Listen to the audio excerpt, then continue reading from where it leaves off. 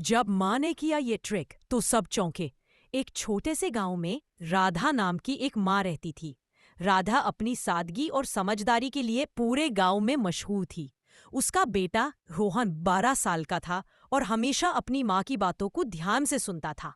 लेकिन गांव के बाकी बच्चे उसे थोड़ा उबाऊ मानते थे। वे कहते, रोहन, तुम्हारी माँ तो बस खाना बनाती है और घर संभालती है, इसमें क्या खास है। एक दिन गांव में एक मेला लगा। मेले में एक अनोखी प्रतियोगिता थी, सबसे अनोखा हुनर। इसमें कोई भी कुछ भी कर सकता था, बस उसे सबसे अलग और प्रभावशाली होना था। गांव के लोग तरह तरह के करतब दिखाने की तैयारी में जुट गए। कोई जादू दिखाने की सोच रहा था तो कोई गाना गाने की। लेकिन राधा ने भी नाम लिखवा दिया, जिसे सुनकर सब हंसने लगे। राधा भाभी क्या करेगी? रोटी बेलने का हुनर दिखाएगी? लोग मजाक उड़ाने लगे। रोहन को भी अपनी माँ पर शक हुआ।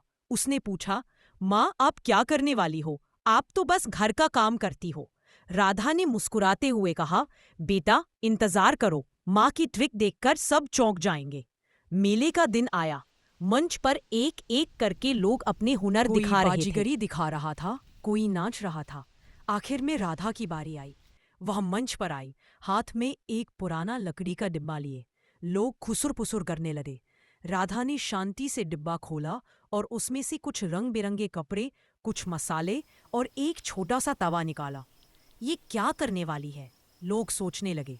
फिर राधा ने तवे पर कुछ मसाले भूने, कपड़ों को काटकर छोटे छोटे टुकड़े बनाए और मसालों को कपड़ों में लपेटकर छोटे छोटे पोटली जैसे कुछ बनाया। उसने हर पोटली को एक खास तरीके से बांधा और मंच के चारों ओर रख दिया। फिर उसने एक छोटी सी मोमबत्ती जलाई और हर पोटली के पास रखी। अचानक पोटलियों से रंग बिरंगे धुएं उठने लगे, लाल, नीला, हरा, पीला।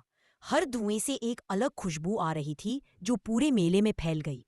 लोग हैरान रह गए। ये न तो जादू था, न कोई बाजीगरी, बल्कि राधा की रसोई की समझ और रचनात्मकता का कमाल था। उसने मसालों और कपड़ों से प्राकृतिक रंग और सुगंध बनाने की कला दिखाई, जो उसने अपनी माँ से सीखी थी। लोग तालियां बजाने लगे।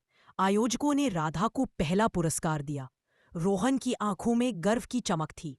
उसने माँ से कहा, माँ, आप तो जादूगरनी हो। राधा हंसी और बोली, बेटा, हर माँ के पास एक ट्रिक होती है, बस उसे दिखाने का मौका चाहिए। उस दिन गांव वालों ने सीखा कि रसोई में भी जादू हो सकता है और राधा की ट्रिक ने सबको चौंका दिया।